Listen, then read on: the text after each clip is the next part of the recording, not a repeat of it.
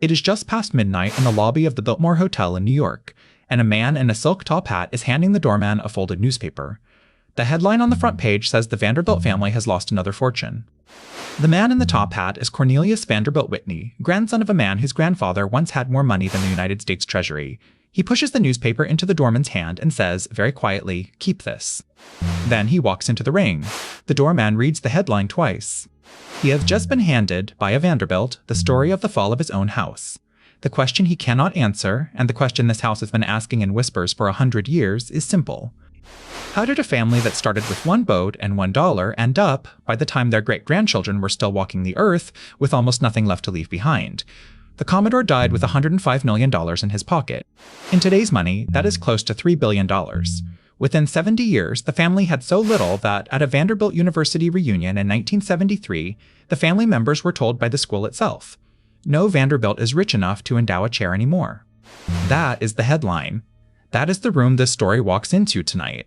And the hallway it walks out of is paved with marble, but the marble is gone. The story starts with one old man on Staten Island. His name was Cornelius Vanderbilt. He was born in 1794, the fourth of 9 children. His father worked a small farm. He had almost no schooling. At 16, he borrowed $100 from his mother and bought a boat. The boat was a small, flat-bottomed ferry that could carry passengers across the harbor of New York. He worked that boat day and night. He was, by every account a young man could be, an animal of energy. He was thin and tough and could not be told no. By the 1820s, he had a small fleet of vessels. By the 1840s, he was running steamships up and down the eastern coast. He had moved into the Hudson River trade. He had crushed a man named Thomas Gibbons, who had earlier given him his first real job by undercutting his fares. That was how Cornelius Vanderbilt built his first fortune. He was not loved, he was needed. New York needed a fast, cheap way to move people up the coast. He built it. The newspapers of the day did not call him a captain. They called him the Commodore. The name stuck. It stuck because the rest of the city's rich men were scared of him. He had money, he had will, he had no manners. When Cornelius was at the height of his steamship power, in the 1850s, he would walk into the dining rooms of the men who were supposed to be his social equals and tell them, loudly, in front of their wives, what they could not afford. He did it to Daniel Drew. He did it to Jay Gould. He didn't do it because he was cruel. He did it because fear was, to him, the only language other rich men understood. The Commodore had another obsession, and it was not pleasure. It was hunger. He ate plainly, drank little, smoked nothing, and married twice. His first wife, Sophia Johnson, was from a respectable Dutch family. He had 13 children by her. Sophia died in 1868. He married, 3 years later, a young woman named Frank Armstrong Crawford. Frank was the cousin of a Confederate general. She was charming. Frank is said to have done the single most important thing for his legacy. She convinced him, very late in his life, to give $1 million to found a university in Nashville, Tennessee. The school still carries his name. Vanderbilt University is, in 2026, one of the most prestigious schools in the country. A single gift in old money made the Vanderbilt name live forever on a brick wall in the South. Then came the railroad. In the 1860s, after the Civil War, the Commodore sold his steamships to the Union Navy. He used that money to buy railroad stock. Within 10 years, he had merged 17 small lines into one giant called the New York Central. He reportedly told a colleague around this time, with the flat confidence of a man who had never read a book on railroads, "I have not made many mistakes, I have made them all myself." It was a confession and a boast in the same sentence. By 1869, he controlled 2,000 miles of track. By 1873, he was at the peak. By 1877, he was dead. He died on January 4, 1877, at his home on Washington Place in Manhattan. The funeral procession was the largest the city had ever seen. The streets were lined with people who hated him and people who envied him in roughly equal measure. He left behind, by modern estimates, $105 million. In today's dollars, that is somewhere between $2.5 billion and $3 billion. He had more money than the United States Treasury had, by some accounts, on a single day in his life. He had, by any honest measure, more money than any private American had ever had. But the will, when it was read, broke the family. The Commodore was, by then, hated by most of his children. He had favored his firstborn son, William Henry, called Billy. He had ignored the rest. He had not attended many of his children's weddings. He had refused to put most of them on his payroll. He had, in their eyes, treated them as workers. So when the will was opened, and 95% of the $105 million was given to Billy, the 10 other surviving children were each given a much smaller share, and the breach inside the family stretched so wide it never closed. Inside that breach was the first crack in the dynasty. From this point on, every generation of the Vanderbilt family would fight over who got what, who deserved what, and who had been left out. The Commodore, who had taught himself how to make money from nothing, did not teach his children how to keep money from each other. Billy took over. He was 68. He was not the kind of man the books made him out to be. He had heard people say his father had built this fortune by making money, but Billy made his own legend in a different way. He once told a Senate committee, when they were investigating his railroads, "I have been honest, I have made mistakes, but I have tried to do the right thing." That one line, said in a voice that did not tremble, made him famous overnight. The country respected him more for the apology than for the fortune. He doubled the family fortune. By 1881, he was the first American worth more than $100 million. He died in 1885, only 8 years after his father. Cornelius II was a big, plain man who loved cars and horses. He had married Alice Claypool Gwynn, a shy, social Philadelphia woman. Together, they had 3 children. Their greatest social project was a 70-room summer home, Newport, Rhode Island, called the Breakers. Willie Kay, the other brother, was married to Alva Erskine Smith, the Alabama beauty, who would later become the most famous matchmaker in America. These 2 brothers, with their wives, would set the tone for the entire family for the next 30 years in completely opposite ways. Cornelius II built palaces. Willie Kay built marriages. Both families began to spend. The Breakers stands today on Ochre Point Avenue in Newport as a museum. If you drive past the Iron Gate today, you can imagine what it looked like in 1895, when it was new. The house had 70 rooms. It had a great hall that was 50 feet high. It had gold leaf on the ceiling, painted by an artist from Paris. It had columns of yellow marble that came from Italy. It had a lawn that rolled down toward the ocean for several hundred feet. It had its own stables, its own generators, its own private railroad platform. It cost $7 million in that money. By today's exchange, that is somewhere between $150 million and $260 million, depending on which index you use. Cornelius II had built it not for comfort. He had built it, by his own words, because the neighbors had one. The Astors had a cottage. The Belmonts had a cottage. Cornelius Vanderbilt II could not sleep if his neighbors had a bigger home than his. So, he built a palace instead. There was no quiet pleasure in it. There was only a man afraid of being looked down on by the family across the street. The Breakers was finished in 1895. 1895 was also the year his brother Willie Kay's daughter was married off to a duke. The bride was 18, the bridegroom was 23. Her dowry was $2.5 million in New York Central Railroad stock. Her name was Consuelo Vanderbilt. We will come back to her in a minute. Her mother, Alva, had engineered the match for the same reason her brother-in-law built the big house. To be on the list. To be seen. To be acknowledged by the women who did not want to acknowledge them. They called their mansion the Petit Palais. The bedroom doors were made of carved mahogany. There were stained glass windows from Tiffany. There were tapestries from the French royal family that had been sold off in the Revolution and had been quietly bought back, one piece at a time, by Americans with very deep pockets. The wife's boudoir was lined in white satin. The dining room seated 30. The ceiling was painted to look like the inside of a tent in the Sahara, with stars pasted in gold.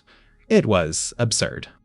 It was magnificent. It was exactly the kind of room a man who had nothing to make his peace about would never take seriously. Inside these houses, the cracks were already visible. Consuelo, the daughter of Willie Kay, and Alva was raised in that Petit Palais. She was raised to be a card Alva could play. She was 17 when her mother threatened to kill herself unless Consuelo broke off her engagement to a young man named Winthrop Rutherford. The young man had no title. He had no palace. He had good family. He was not enough. Consuelo was forced into a marriage with the 9th Duke of Marlborough, Charles Spencer Churchill, who told her on the carriage ride after the wedding, very calmly, that he was in love with another woman and that he despised being forced into the marriage. He had agreed to take her, the newspapers later understood, so that he could fix the roof on Blenheim Palace. Consuelo's dowry fixed the roof. The marriage that paid for it became a cage. That is the first pattern of the Vanderbilt fall. Marriage was used as a financial tool. Cousin Cornelius II spent $7 million on a house. Brother Willie Kay spent $2.5 million on a duke. Their father Billy had spent $104 million, by another telling, when he died, in trusts to keep the family together. The sons spent the trusts. They spent them so fast and on such strange things that within 30 years, the family that owned the New York Central was talking about whether the next generation would have to work for a living. The turn, the moment the family began its real collapse, happened in 1885. Billy Vanderbilt died. He had doubled the fortune. He had left it to his sons, but he had not raised those sons to know what to do with it. Cornelius II had no business training. His brother, Willie K., had married a woman whose goal was the 400 list, not the family railroads. The third brother, George Washington Vanderbilt, was quiet and bookish and wanted to build a library in the mountains of North Carolina. He would, in the years ahead, build the largest private home in the country, called Biltmore, with 250 rooms. He would spend $6 million on the corner of Asheville, and he would live there happily for almost no time at all. The fourth brother, Elliot, was sickly and died young. The fifth brother, the most striking of the bunch, was named William Henry Vanderbilt II. He was the wild one. He was given, by the terms of his inheritance, what was already, in today's money, several $100 million. He began spending that money with the kind of speed that is only possible for a young man who had been told he is rich and has never been told what rich is for. Before we get to that wild spending, let's bring in the mid-engagement aside, because this is the point where the story turns from a family that enjoys its money into a family that loses it.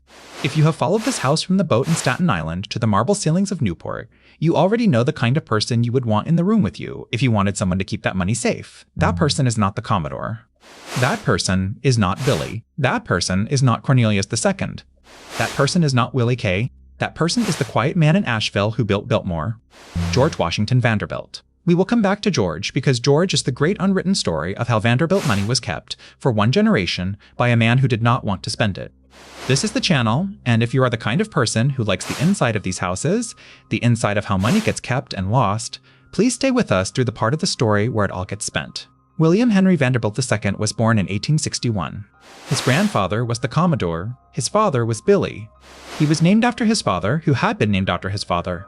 He had access, before he was 25, to what amounted, in real terms, to several $100 million in trust. The instructions from his family were simple: live well. Do no harm. He took the live well part seriously. He did not take the no harm part seriously at all. By the time he was 30, he was the most talked about young man in New York. He had a yacht called the Alva, named after his sister-in-law. He hired the famous train robberies. He hired the best designer of stationery in New York to draw up his cigarette cards. He lost, according to some accounts, $8 million at baccarat in one night at the Saratoga Club. He once offered a friend a $1,000 bill as a bet that the friend could not light his own hat on fire. He then paid the bill. He married, in 1877, a woman named Virginia Birdie Smith, who was Alva's sister. The wedding was small. The marriage was long. They had one daughter, and they lived most of their life on the Alva and in rented houses from Maine to Bermuda. By 1909, William Henry II had spent so much of his trust that the estate went to court. The court called the inheritance, in language no one had ever used in that family before, wasted. He died in 1920. He had spent, in 30 years, most of what Billy had built in 20. He was the warning the family had been given and ignored. The next generation, the grandchildren of the Commodore, did not learn from William Henry II. They had an even bigger playground and an even smaller idea of what had been earned. This is where the names get famous. Cornelius Vanderbilt III, called Neil, was the great-grandson of the Commodore. He was a quiet man in many ways and a loud spender in others. He was a great horse breeder. He bred Belgian stallions on his Long Island estate. He had a son named Alfred, who was brilliant and troubled and would die young. Alfred drank the way his great-uncle had gambled, and he ran through his money the same way. Neil had a daughter named Gladys. Gladys married a Hungarian count, and the count threw parties in a Long Island mansion called Sands Point that looked, lit up at night, like a pavilion built for the casino in Monte Carlo. The mansion is still standing today, used as a museum and the park. The fortune that built it was almost gone before Gladys finished paying for the wedding. Neil's other sister was Muriel. Muriel married a man named Frederick Church, the grandson of a Hudson River painter. The marriage was unhappy, and the marriage was opened. The newspapers wrote about it. The family fell apart at the dining table. The fall of the family is best measured not in any one number, but in the steady hush that came over each branch. By 1925, the New York Central Railroad was no longer controlled by the family. By 1930, almost every grandchild had sold his mansion or was renting it out by the room. By 1950, the name Vanderbilt on the Upper East Side was the name of buildings rather than people. The buildings had been turned into apartments. The apartments had been turned into schools. The schools had been turned into memories. In the middle of this slow collapse, in 1934, came the most watched act of the whole decline. Gloria Vanderbilt, the great-great-granddaughter of the Commodore, was 10 years old. She was the only child of a man named Reginald Claypool Vanderbilt, who had died of cirrhosis of the liver, leaving his daughter a $5 million trust and his widow a life insurance check that was paid for by his death.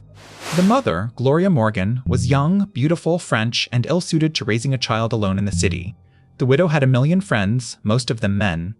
The aunt, Gertrude Vanderbilt Whitney, was an artist and sculptor and the founder of the Whitney Museum.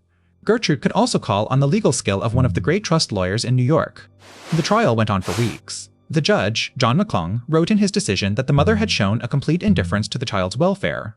On November 21, 1934, custody was given to the aunt. The visitations were Saturday mornings.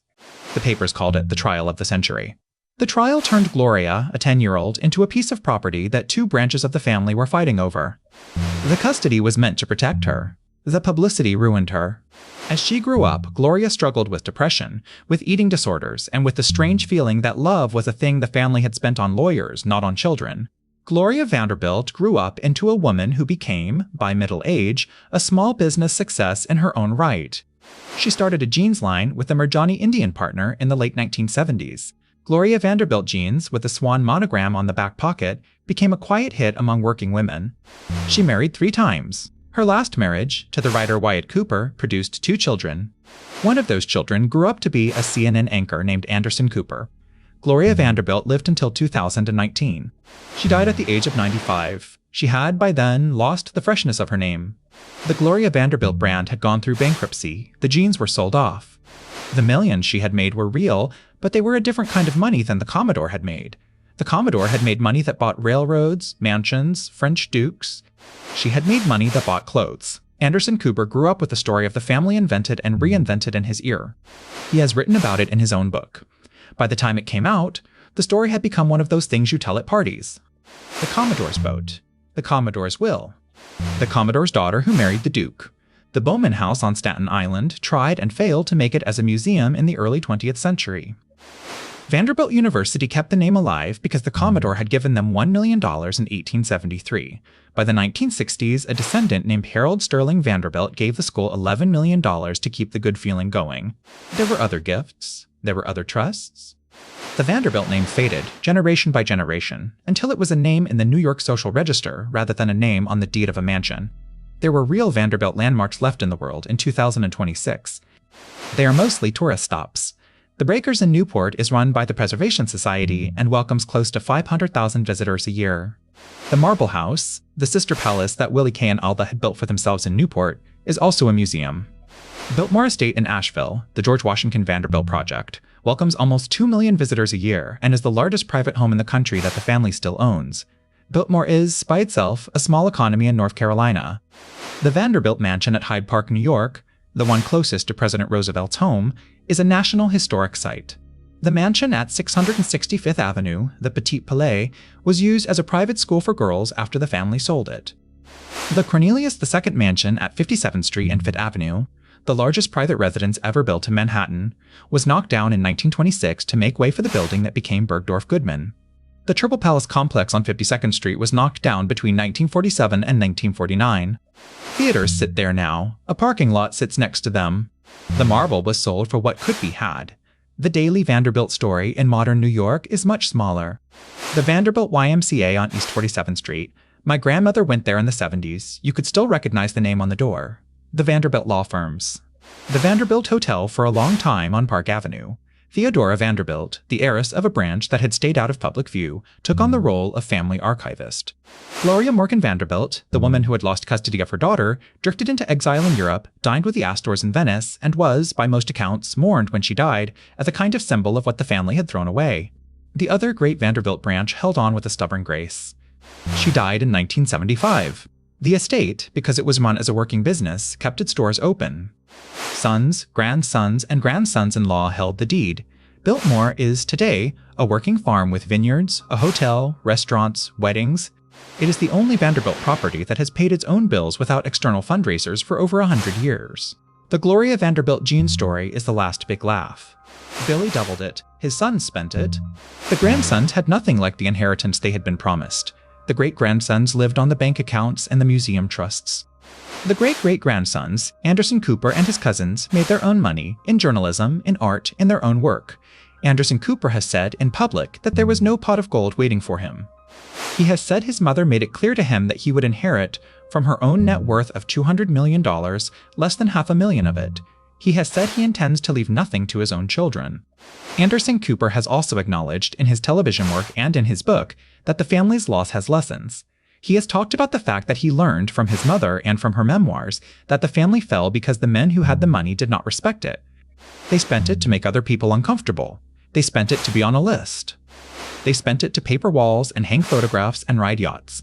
They did not spend it on schools or hospitals or the kinds of institutions that would keep the name alive past the family. Except in 3 cases that prove the rule. Vanderbilt University, founded with $1 million, has kept the name alive for 150 years. Biltmore has kept the name alive as a working business. The Whitney Museum, founded by Gertrude Vanderbilt Whitney, has kept the name alive as a place of art. Those 3 are the verandas that face south. The rest of the houses were torn down or sold or turned quietly into real estate. What is the lesson, if any? The lesson is the same lesson we find in almost every dynasty story, only here it is clearer because the family is American and the family is recent.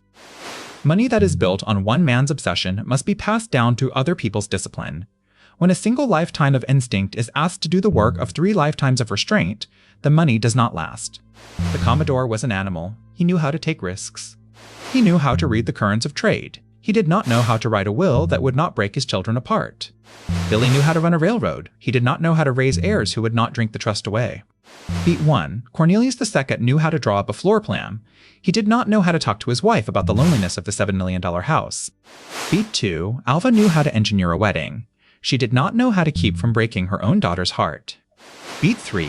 The family burned through $105 million in 70 years not because they were unlucky, but because each generation imagined that the next would behave exactly as they had behaved. Each generation was wrong.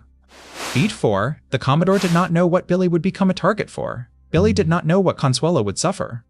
Beat 5. Consuelo did not know what Gloria would lose. The lesson is that no one in a family dynasty ever really knows their heirs, and so the family fortune lives longer where it is given to a school or a museum, where it is no longer private at all. Beat 6. We come back to the doorman at the Biltmore Hotel. He is holding a newspaper. Beat 7. The headline says the Vanderbilt family has lost another fortune. The headline could have been from 1920, or 1950, or 1980. It has been the same headline, on and off, for 100 years. There will be more. There will be lawsuits, more bankruptcies, more estates sold, more trusts split 3 ways, 4 ways, 5 ways, until the family tree is so thin that no single branch can hold the leaf. The lesson, if you carry one thing out of the store with you, is that real wealth is not a thing you can hide behind a wall. It is a thing you must rebuild every morning by people who have earned the right to keep it. The Commodore earned that right by working on the water. His great-great-grandson, Anderson Cooper, has earned it in front of a camera. The V in the middle, the marble, the cash, the windfall, the trust has been spent. That is what dynasties do. They do not stay on the marble forever. They end up in a gift shop with a swan on the corner of a tote bag sold to a tourist. The marble lasts a century if it is in a museum. The dynasty lasts 3 generations if it has been earned by the family still alive.